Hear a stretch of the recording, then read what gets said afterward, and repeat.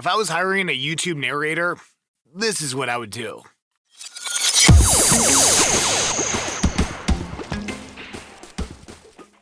My name is Brian from Ridgeback Productions, and I help voiceover artists and podcasters grow their business and generate income. All right, so if I was going to hire a YouTube narrator, this is what I would do. First off, I'm not hiring a YouTube narrator. I just do so much YouTube narration and did it a lot. I did a lot when I first started. I still do a lot now, but my rate is much higher now. If I was hiring a YouTube narrator, this is what I would do. The very first thing I would do is I would get off the freelance platforms ASAP. Now, there's a benefit to using Fiverr and Upwork, because that's typically where you find a YouTube narrator.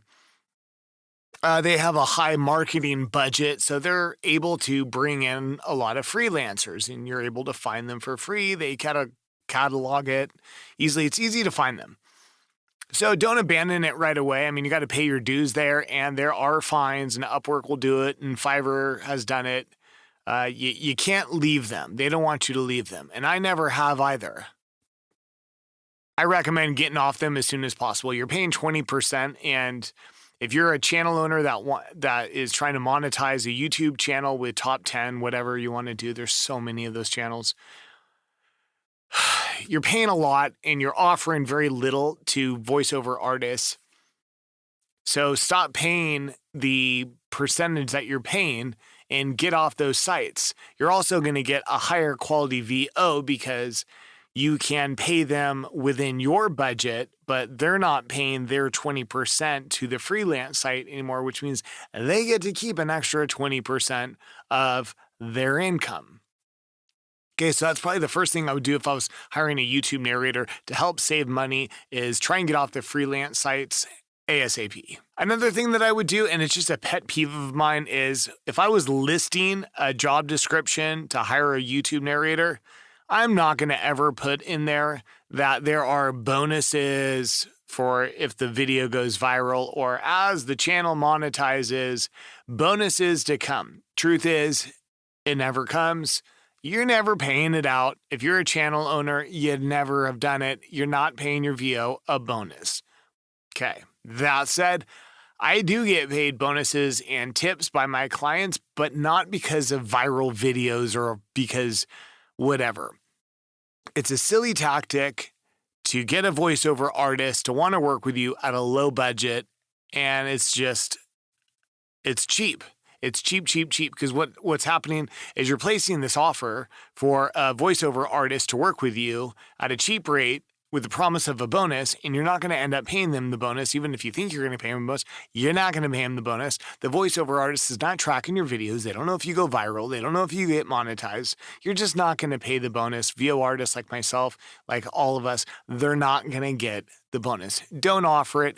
It's cheap, and you're only going to get a cheap VO because of it. Any VO that falls for that isn't very good anyways, or they're brand new and they don't know what they're doing.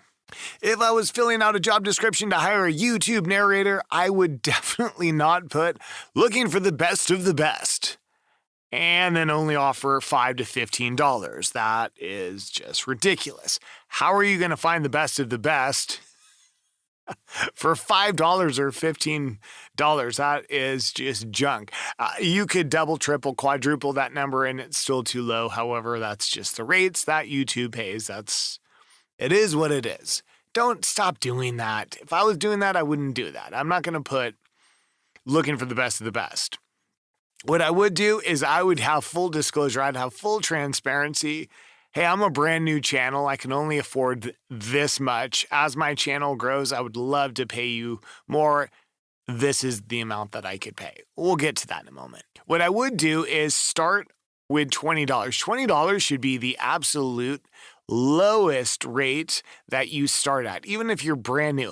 Put some friggin' money into your channel. You got to get a good team. You have to get a good editor, a good copyright. You got to get the good VO, thumbnail person. I know it's expensive.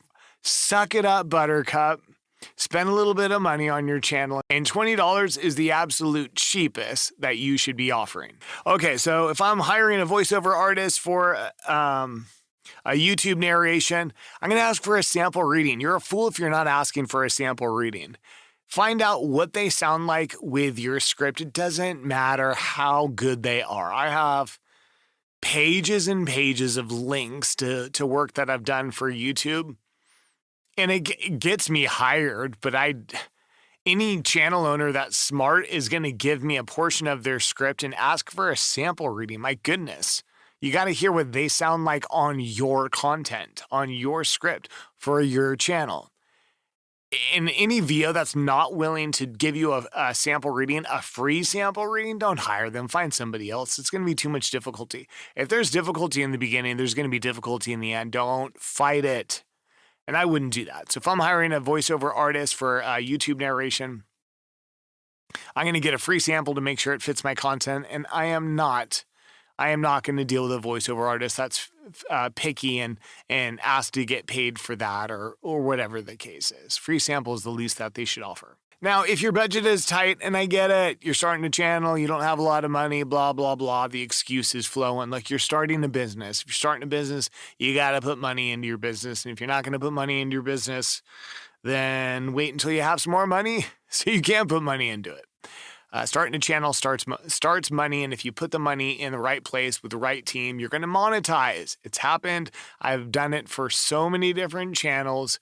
Yes, I'm not the editor. No, I'm not the copywriter or whatever like that. But I am the VO, and the VO is a big part of your YouTube channel. It brings the personality, and if you don't have the right person, then it's just not going to work.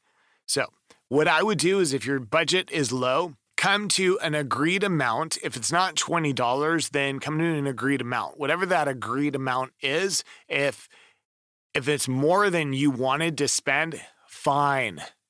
If it's the right person, then it's worth it. For the first order, what I would say to the person, all right, I'll use me as an example. I'd be like, all right, Brian, I agree to your rate. However, for this first video, I just want to make sure everything works out fine. I'm willing to pay you and then offer $5 or $10 less than the agreed amount and do that for the first one. And then tell them the next order, if we continue to work together, I will pay you this agreed amount. Now, any VO that doesn't like that idea is kind of silly, because all it is it's like a test run. A smart channel owner, if I'm a smart channel owner, I want the same VO for consistency on my channel. So I don't mind accepting a lower offer from a channel owner for their first video. I get it. They want to see if we work well together. And to be honest, I want to know if I work well together with a channel owner, and I'm willing to accept a discounted rate. Offer a discounted rate, $5-10 cheaper than the agreed amount just for the first video. And then do not ask for that rate again. Go to the agreed amount, the $20 or more, whatever the case is. All right, I mentioned this before, but be 100%. I would be 100% transparent on my channel. You know, there's far too many channel owners that are acting like this is a Fortune 500 company and I'm so big, I'm so this. The truth is you're not. You're just a little channel. You're just starting out, and that is okay. Your channel can grow. Your channel can monetize. Your channel can make a lot of money, but be real. Don't pretend to be what you're not. I'm not going to pretend to be a big channel when I'm not. I'm just going to be 100% honest. If I'm hiring a voiceover artist for narration on YouTube, I'm going to be 100% honest with my channel, be 100% honest with the rates. I'm going to get off the freelance sites as fast as I possibly can. I know that I'm only going to offer $20 to start, and if I can't afford that, then I'm going to save up a little bit more money until I can afford it, because that is the bottom rate that you should be paying for a YouTube narration. And that is bottom rate. I'm telling you right now, I said I still do YouTube narration. I have I got a handful of clients that I still work with, and none of it's $20. Okay. I do have one or two. I think I have one or two clients that I probably still charge that, but because we've been together a long time or they order consistently, whatever the case is. But like, my starting rate is $50, and that's cheap. For the commercials and promotional work that I do in voiceover, $50 cheap. But, whatever. I actually like doing YouTube narration. It's kind of fun. And my clients pay me $50 and up. $50 is the starting rate, depending on the word count. So those are the things that I would implore you to take care of. If I was hiring a YouTube narrator, I would make sure that I'm paying at least $20. I'd get them off the freelance site as quick as humanly possible. I'm not going to be offering the whole extra bonus thing because that doesn't exist. I'm definitely not going to be saying looking for the best of the best, but then offering a very low price. It's just comical. It's very comical, and I skip right through that. And then a good strategy is I would definitely make sure that I'm asking for a free sample reading to make sure that it's a good fit. And then for the first order, it's going to be $5 or $10 less than our agreed upon. Even if it's within my budget, because I'm offering $20 to start and they agree, I'm still going to offer $15 for the first one. I want to make sure you're a good fit.